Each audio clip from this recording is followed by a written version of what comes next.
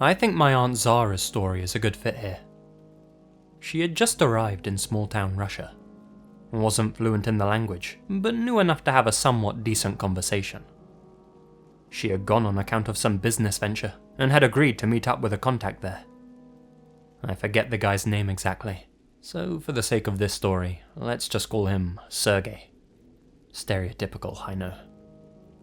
Anyway, she had been talking with Sergey on the phone. He was obviously a very charismatic and friendly chap. He said he'd arranged a hotel room for her. That way, when she arrived, she didn't have to worry about accommodation or anything like that. At the airport, there's a guy waiting for her with her name written on a board. This guy was Sergey's friend, the owner of the hotel that she was staying at. 5-star service, she thought. Now this guy was a bear of a man. Tall, bearded, and haggard-looking, probably from a lifetime of drinking. He tells her that Sergey was coming to meet her at the hotel in a couple of hours. Fair enough. That's what she had agreed with him over the phone. She does her best to chat with the large man in Russian. It ended up just being her asking him a bunch of questions, and him responding with a chuckle or a smile. She wasn't sure if he just wasn't the talkative type, or if he literally couldn't understand what she was saying. Put it this way, she was much better at listening to Russian than speaking it. Anyway, she hops in the car with this guy, and they drive to the hotel. I say hotel. Apparently, the place was just a normal-looking house, more like a B&B than anything else. Perhaps something had just gotten lost in translation.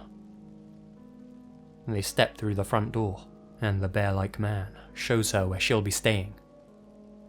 He opens the door to her room, revealing a set of wooden steps leading down into the basement. Okay, things were starting to feel pretty off. Are you sure this is the right room? My aunt asks. Light switch is there. She could only just about make out what he was saying. She stepped inside to flick the switch, and as she did, she realized that she had just made a huge mistake. As soon as her body was completely inside the basement, the door slammed shut behind her. She heard the heart-sinking sound of the lock being bolted. She obviously begins to freak out and screams for the man to unlock the door immediately. No answer. She continued to shout, demanding that he unlock the door. Her screams fell on deaf ears. In that moment, she realized just how powerless she was. There was one small window in the basement, with thick metal bars across it. The only things down there were a dirty mattress in the corner, and a small pile of steel-linked chains on the floor. It was like a dungeon. All the stories and urban legends that she had heard about started flying through her head. The ones where people were held against their will for decades in some guy's basement, and the ones where people were forced to do unspeakable things. This was before cell phones, so she was completely alone, totally at the mercy of the man who had trapped her. She spent what must have been 15 terrifying minutes down there. She told me that, under those circumstances, 15 minutes feels like 15 hours. Then, from the hallway above, she heard the man talking with someone else. She could barely translate what they were saying, but whoever had walked in was not happy with the man who had locked her down there. The pair of them were shouting and arguing. That's when my aunt heard a familiar voice say something that filled her with both relief and horror. I told you, not this one. That's next week's girl. The door finally opened. Standing there was the man with the familiar voice. Sergey. Zara, there you are. There's been a mix-up.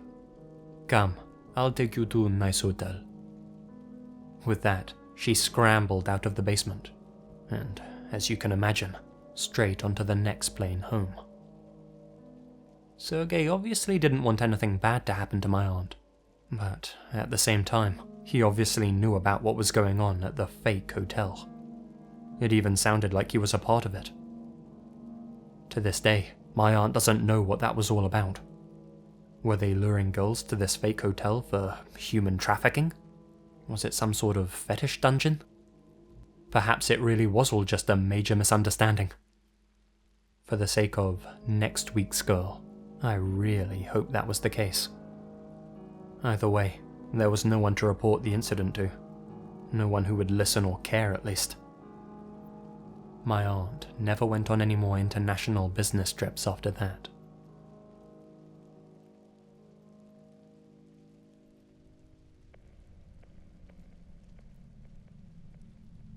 Not my story, but I'm involved in a way. Several years ago, my college roommate, let's call her E, worked as the night manager for a newly built hotel. As was par for the course, I would often bring coffee in at around 1 or 2 AM and stay and chat for a while. One night, I showed up to find E sitting at the front desk, shaking her head, looking completely perplexed. Allegedly, she had just checked in what could only be described as the doppelganger of our other roommate. We'll call her M. This guest looked just like her, down to the same height, hairstyle, eye colour, even the same southern accent, which is quite odd as we live in the north. E tried to speak with the new guest and show her a picture of M on her phone, but was rebuffed several times. We both chalked it up to a coincidence, as we knew that M was visiting her parents. We went on to enjoy our coffee. Shortly after 2, I decided to head home. It wasn't until around 2:30 AM when I pulled into our garage that I checked my phone. There was a series of texts from E sent to me and M. She had sent these messages at exactly 2:17 AM. "Stop. Not funny. You guys suck. What the hell?" Naturally, I was confused, so I called her back. This is when things got weird. E sounded hysterical on the phone. Apparently, M and I, in the same clothes I wore earlier, had been standing at the end of the main hallway, staring at her. E thought this was a joke and kept calling out to no response. Eventually, the front desk phone rang, and in the time it took to answer it, we both had disappeared. I calmed her down over the phone, and the next morning we talked through the possibilities, trying to rationalize what she saw. The guest who did look like M came back down to the front desk later that morning, inquiring about some service. Much to E's surprise, this so-called doppelganger only looked vaguely similar to our roommate now. The only thing that scares me to this day, and that I never told her, was that when I got into our house, the kitchen clock was stuck at 2:17. Directly next to it sat a photo of M and I, smiling, that I had only developed that afternoon. I still have no explanation, and nothing weird ever happened at the hotel again, but it still makes me uneasy to this day.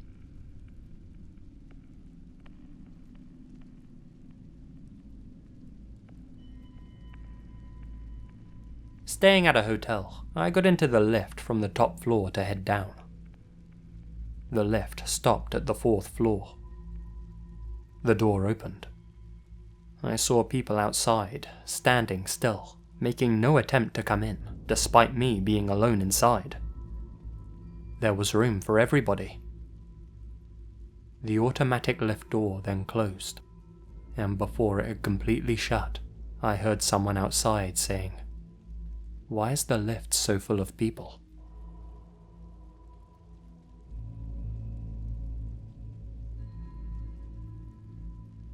Excuse me for not being an amazing storyteller, but this is definitely a true story. My mother used to work at a hotel in Washington, D.C. It was back in the 90s, and she was a housekeeper, or maid. She needed money because she was a refugee from Vietnam. Even though she didn't know much English at the time, she knew enough to get by at her job. Plus, all the other hotel staff and guests loved her because of how sweet she was. Because of this, anytime high-profile guests, such as the Backstreet Boys, would come and stay at the hotel, the manager always sent my mum to clean their rooms. One day, a guest came. We'll refer to him as Mr. M. He checked into their most expensive suite. As usual, the manager told my mum to take care of this room. As she got there was a "Do Not Disturb" sign on the door, so she told the manager that she'd go back later. What was weird was that no one was ever allowed into Mr. M's room. The man stayed there for over a month, and not one time did he let any staff come in to clean. However, he paid a lot, and he always gave a warm welcome every time he passed a staff member or housekeeper, so no one paid him any attention really. Then, one day, people didn't see him anymore. They assumed he had checked out, even though the receptionist had no account of that. Since it had been so long since the room had been cleaned, the manager told my mum to go and check it out and try and clean up what she could. As she got to the room and unlocked the door, a disturbing smell hit her. She couldn't figure out what it was, but she continued to survey the room. It was disgustingly messy. In her words, it looked like someone had thrown a rave, despite the fact that no one else had ever gone into Mr. M's room. None of the other guests, at least. It looked like Mr. M had deserted the place without telling anyone. My mum was still shocked by the smell, so she tried to track it down. As she followed the smell, she could tell it was coming from the closet. When she opened the closet, there was nothing but a cardboard box on the ground. The smell was clearly resonating from it. My mother's first instinct was to open the box to see what it was, and to clean and throw it out. What she found scarred her. It was the rotting, decomposing head of a young woman. My mother immediately screamed and got out of there. She fainted in the elevator. Once she woke up, the cops were everywhere, and the hotel was like a CSI scene. The manager told her that Mr. M wasn't the guy's real name, and he had used a fake credit card to check in. The head of the woman was identified to be that of a call girl. I don't know much more, or any of the nitty-gritty details, but I'm sure you can look it up on the internet for more information. Needless to say, my mum quit that day.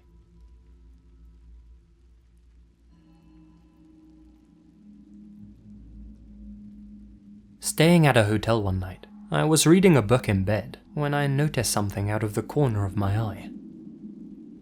I looked up to see a man staring in at me from the window, his eyes bulging. I shrieked and locked myself in the bathroom. After mustering up enough courage to come back out, the man at the window was gone. Nobody else had reported a peeping Tom staring in at them through their windows, and that was basically the end of the matter. None of this would have been particularly scary had my room not been on the 18th floor. There was no balcony, and no way for him to get where he was, much less get away. Whoever, or whatever he was, I can still picture his face pressed up against the glass in my mind's eye.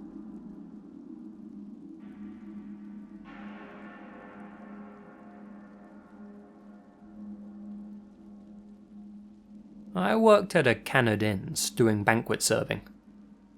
I showed up to a shift, and the hotel was completely full of police. I tried to ask what was going on, and they couldn't tell me. My next shift, I asked one of the cleaning staff what had happened. Apparently, a woman and a man had checked into the hotel at around 11 PM. At around 2 AM, 2 more men came into the hotel and went to their room. All 4 of them left together a couple of hours later. When the cleaning staff came to clean the room at around 11 AM, they found that the room was completely blood-soaked, splattered all over the walls and the floor. The mattress was soaked all the way through with blood. The cleaning lady joked about some sort of blood orgy. Since all of the guests left together, there was no murder investigation. To this day, I still wonder about what happened in that room. How could they all be walking out all healthy and fine if that much blood was lost?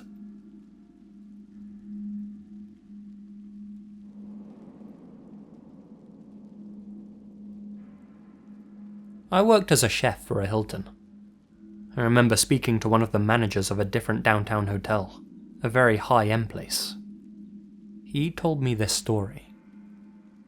The manager was on his way out of the hotel after working one evening, and he saw a homeless guy a ways out, sleeping on the lawn.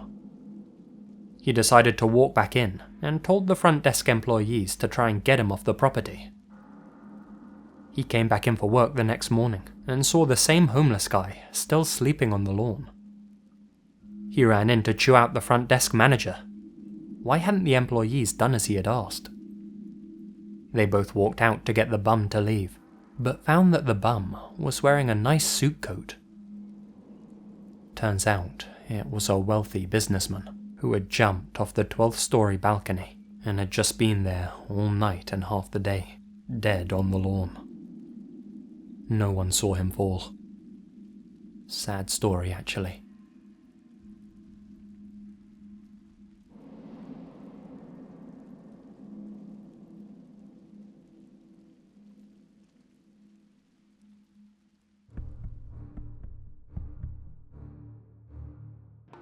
Hey guys, Lazy here, and thank you very much for listening. So you're probably wondering where I've been the past month. I think this is the longest I've gone without uploading a video. And actually, I've been preparing for a big change in the future. Just on the horizon now. I'm moving to live and work in Kaohsiung, Taiwan. So yeah, that's taken some time to prep for and everything, obviously. But don't worry, I do plan to continue making videos while I'm out there, so no need to worry about that. Anyway, if you did enjoy this video, then be sure to smash that like button, or I'll smash you. And I'm gonna try and get another video out in the next few days if possible, so keep an eye out for that. Until then guys, you all stay spooky. And remember, the best things happen in the dark.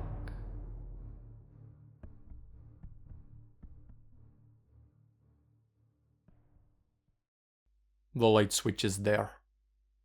The light switch is there. The light switch is there. The light switch is there. Light switch is there. The light switch is there. The light switch is there. The light switch is there. The light switch is there. The light switch is there. Dobrovnik, brata.